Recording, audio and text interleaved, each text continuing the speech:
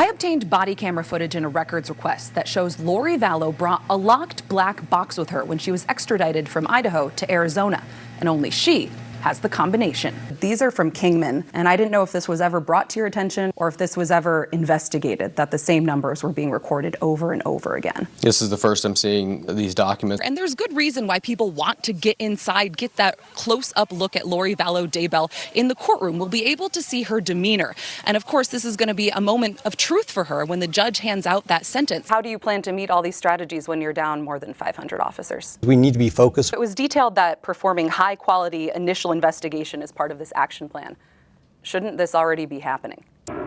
Compared to last week, it still looks cleaner here than it was before that deep cleaning. You can even see some of the sidewalk and some of the plots where people were staying and went into shelter space. Are you saying that your client is innocent in this? You said it was a wide net. I'm saying we're going to look at all the facts and we're going to get to the bottom of this. There's a 2018 ruling called Martin v. Boise that basically said you can't arrest someone, you can't criminalize homelessness if someone is just sleeping on the streets when cities don't have adequate shelter space. We did find this department order from 2019 listing a maximum indoor temperature at 80 degrees. The people there have said they feel like the city is failing when they see people camping out. How do you respond to that? At the end of the day, we know we're failing people. 100, 101, and 102, the three hottest temperatures recorded inside cells at Perryville Prison, different than what the state corrections director told us last week. I have not had a report of any cell hitting the hundreds or feeling like the hundreds. The temperature logs just obtained by the 12 News I-Team show that cells in the Lumley unit, which does not have air conditioning, only swamp coolers, hit 100 or more on July 17th. A drastic increase from any other day recorded before it in July. July 17th stands out because that's the same day the I-Team first requested any information about the heat at Perryville. The records do not include any date beyond the 17th, prompting more questions about heat relief in the prison. Under your watch, were the inmates safe from the heat? Yes. Laura Pyle stepped down from her role as warden this week after the I-Team's reports. I don't appreciate that I'm being blasted on the news like this was my fault, that the director came and saved Perryville, because that's not the case. She's talking about the new director, Ryan Thornell, who sat down with us to talk about the heat before visiting Perryville during this heat wave. The temperature checks that you've been receiving, how can the public know that they're accurate? You know, our staff are professionals, our staff care about their jobs, and our staff care about the wellness of the population. And so to say that what they're doing isn't accurate or not what it's supposed to be, you know, that's just not something that I would entertain. But multiple inmates and family members told the I-Team that the logs might not be right. Did you ever tell corrections officers or staff members to alter the temperature logs? That's a negative. Nobody did. Do you think it was happening anyway? Honestly, I don't think so. I mean, just like he said, I'm going to say the same. I trust my staff. Inmates also told the I-Team that temperatures were sometimes taken at the vent rather than in the rooms to appear lower. One of the things that we did find out was that some staff were temping where the air comes out rather than inside the cell, which Thornell said is not policy. Our protocol is not to aim it at the cooling vent or where the cold air is blowing in. We were on the news several times, and you know, there's always somebody to blame at the end of the day, right? Why do you think you're the person they blamed? Because I'm the warden. At the end of the day, as a warden, I'm the one responsible for the facility. When darkness falls on the canal, shelter! Come here, guys, dinner! People come out of the shadows. Vamos para comer! Eric Sanchez runs the Masa Project of Arizona. Make sure you guys get some dog food as well. A volunteer group that offers aid to those experiencing homelessness. We hand out food, Narcan, water, and free hugs, not drugs. On this night, hello, hello, it's dinner. Come and get some food, you guys! It's nice and hot! We don't want to go to sleep hungry. It's terrible. No.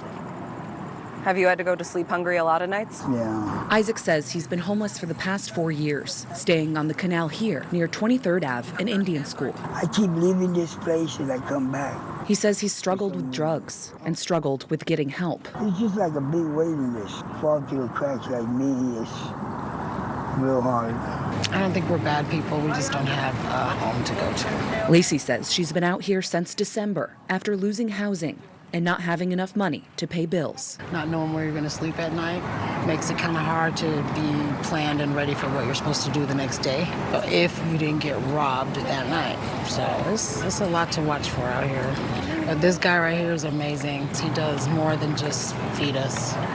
He really does. Eric has his own style, armed, open to everyone. Hey, brother. We got chow in the canal down there on the left. Always live streaming on social media.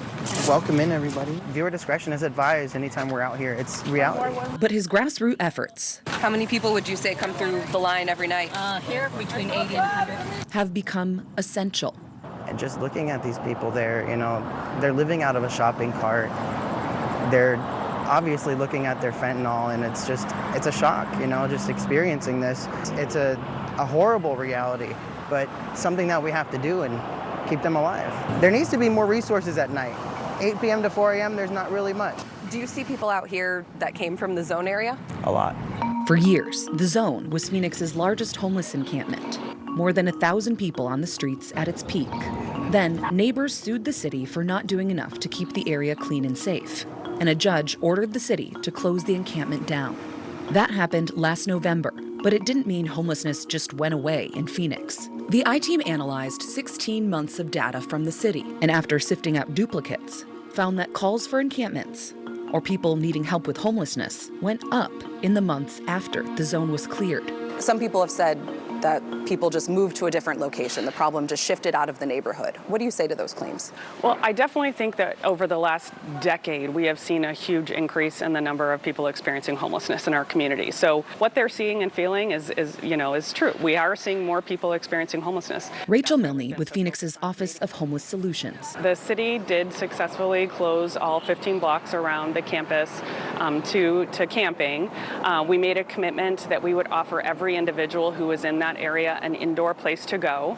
Not everyone took us up on that offer. 82% did, but this was a nice alternative. This being what the city calls its safe outdoor space, a structured campground that can serve as a step forward for someone not yet able or willing to take an indoor shelter bed. It's in downtown Phoenix, like a majority of homeless services, but Phoenix is working to bring on more shelter beds in other parts of the city, like a new 280-bed space planned for 71st Ave in Van Buren. We could use more, I'll tell you that. Anytime we open up a new site, it gets filled up very quickly because there are just more people in need of shelter than we have space available. Back out on the canal. You're good. We got you. Efforts are making a dent. I think it's getting better. I think more people are taking up to the treatment. Eric still streaming as they get ready to move to a second spot.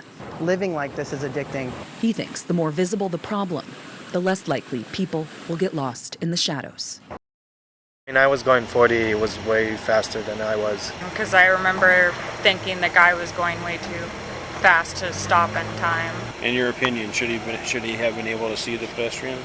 If it was driving at a normal speed, yes. Witnesses seeing what the driver said he didn't. All I see is just a shopping cart go up. Two people crossing 32nd Street on Yale, about a quarter mile south of Thomas Road. But you didn't see them prior to the shopping cart, right? No, I was just going with the speed of traffic. I just didn't even know where they came out of. The police report shows the driver of the black truck struck and killed Dorothy Dale Chambers and her boyfriend Joseph Gutierrez after dark on April 26, 2022. The pair reportedly lived unsheltered at nearby Perry Park. We did a welfare check every week, and my niece went to go check on her, and that's how we found out she had been killed, and she was laying in the morgue for 8 days. Dorothy's sister, Beatrice X. Johnson, said Dorothy chose to stay at the park. Well, my sister was not a throwaway, neither was Joseph, neither are those people who are in the park. They are human beings. But her family never anticipated she'd be killed in the road next to it. We know that my sister did not do nothing wrong. She was just crossing the street. This intersection at Yale and 32nd Street technically is a crosswalk. There's paint on the road, but when we went by in early August, we saw one sign on the ground and another that appeared to be blocked by leaves. There weren't any lights, and when someone tried to cross during rush hour, cars didn't stop. We're demanding that they fix that. We're demanding that they make that area better. The I-Team examined ADOT data from 2018 to 2020, finding dozens of car crashes each year in the 5 blocks by Perry Park. That includes crashes with other vehicles or crashes with pedestrians. Data isn't available yet for wrecks from 2021 or 2022, when more people experiencing homelessness started staying by the park. The busy street, a problem people living in the neighborhood pointed out, and something Phoenix City Council member Carlos Garcia even acknowledged when we toured the park with him in June to talk about homelessness. We had an unsheltered person unfortunately die last month who was hit by a car right here. The city's known since at least May 2020, before Dorothy and Joseph died, that 32nd Street between McDowell and Thomas Roads is considered a high-density crash zone. In December 2020, Phoenix put out a call for bids to work on 4 different crosswalk projects across the city, including the intersection at Yale and 32nd Street. City Council approved a contractor to do the work in April 2021, and all 4 signal projects were supposed to be completed by the end of May 2022. But that didn't happen. At the end of July 2022, the contractor requested an extension into September, blaming supply chain issues. The city signed off on the extension, but it's not clear when the work will be done.